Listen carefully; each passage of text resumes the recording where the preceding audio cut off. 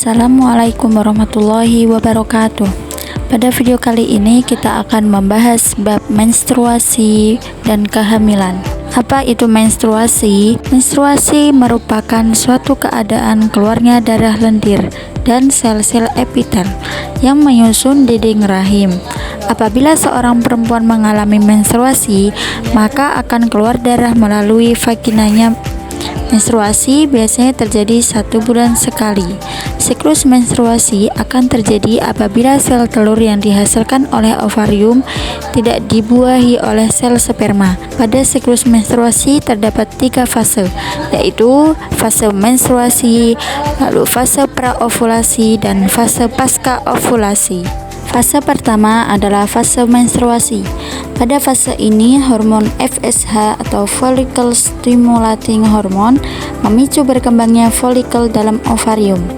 Hormon FSH adalah hormon yang dihasilkan oleh kelenjar pituitari atau hipofisis kelenjar tersebut terletak di otak bagian depan.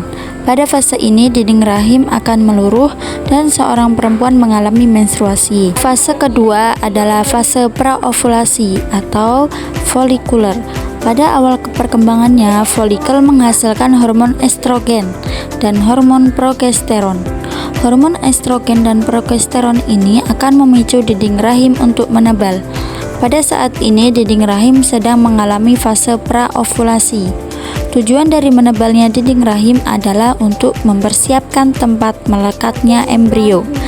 Apabila sel telur dibuahi oleh sperma, fungsi lain dari hormon estrogen adalah memicu kembali kelenjar pituitari untuk menghasilkan hormon FSH dan LH atau luteinizing hormone. Hormon LH terus diproduksi dan meningkat secara mendadak. Peningkatan hormon LH ini akan memicu pengeluaran sel telur dari folikel yang telah matang. Proses ini disebut dengan proses ovulasi. Terakhir ialah fase ketiga. Fase ketiga ini adalah fase luteal atau fase pasca ovulasi. Fase ini ada proses folikel yang telah melepaskan sel telur yang akan berubah menjadi korpus luteum. Sel telur yang telah diovulasikan akan ditangkap oleh fimbriae dan akan bergerak menuju tuba falopi.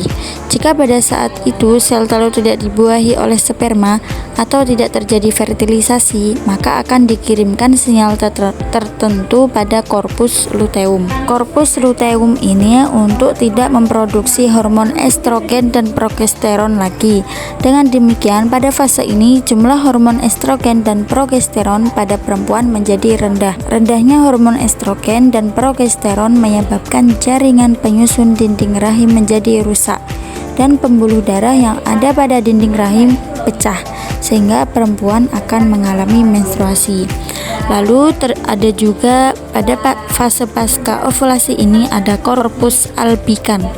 Korpus albikan ini merangsang sekresi estrogen dan progesteron sehingga menyebabkan penyeluruhan endometrium. Pada gambar ini sama dengan gambar sebelumnya, namun penjelasannya hanya lebih singkat. Pada gambar ini ialah sama masa-masa menstruasi.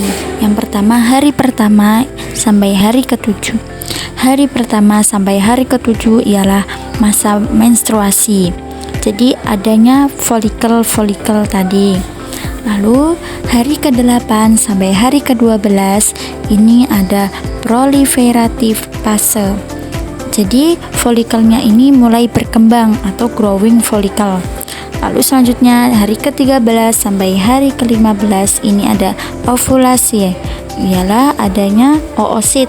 Lalu hari ke-16 sampai hari ke-28 ini adalah secretory fase, adanya korpus luteum dan korpus albikan. Lanjut masa kehamilan. Pertama ada pekan ketiga. Pekan ketiga ini ada proses pembuahan dan implantasi. Setelah sel telur dibuahi oleh sperma, terbentuklah zigot. Lalu pekan keempat ada awal perkembangannya embrio. Embrio ini mulai berkembang dan tabung saraf seperti otak dan tulang belakang mulai terbentuk. Lalu pekan kelima ini ialah awal pembentukan organ. Pembentukan organnya ini ialah organ-organ dasar seperti jantung, otak, sumsum tulang belakang mulai terbentuk lebih jelas. Lalu pekan ke-6, jantung mulai berdetak. Jadi jantung embrio atau jantung janin mulai berdetak dan dapat dilihat di USG. Pekan ke-7, pertumbuhan mulai pesat. Pertumbuhannya ini ialah pertumbuhan wajah seperti lubang hidung, lensa mata, dan mulut. Lalu pekan ke-8 sampai ke-10 ialah peralihan ke janin. Embrio ini resmi disebut janin. Lalu pekan ke-11 sampai ke-13 adalah akhir trimester pertama. Jenis kelamin mulai dapat dibedakan walau lewat USG sulit dilihat. Lalu pekan ke-14 sampai ke-18 gerakan pertama mulai terasa. Ibu merasakan gerakannya sang janin. Jadi saat sang janin ini menendang-nendang, ibu sudah mulai merasakan. Lalu pekan ke-19 sampai ke-22 perkembangan indera. Sang janin ini mulai mendengar suara dari luar. Saat ibunya berbicara, janin bisa mulai mendengar. Saat ibunya mendengarkan musik atau apapun kepada sang janin sudah mulai mendengarnya. Lalu pekan ke-23 sampai ke-29 ini persiapan hidup di luar rahim. Jadi paru-parunya mulai memproduksi surfaktan, yaitu zat penting untuk bernafas setelah lahir. Selanjutnya pekan ke-30 sampai ke-35 pertumbuhan mulai pesat.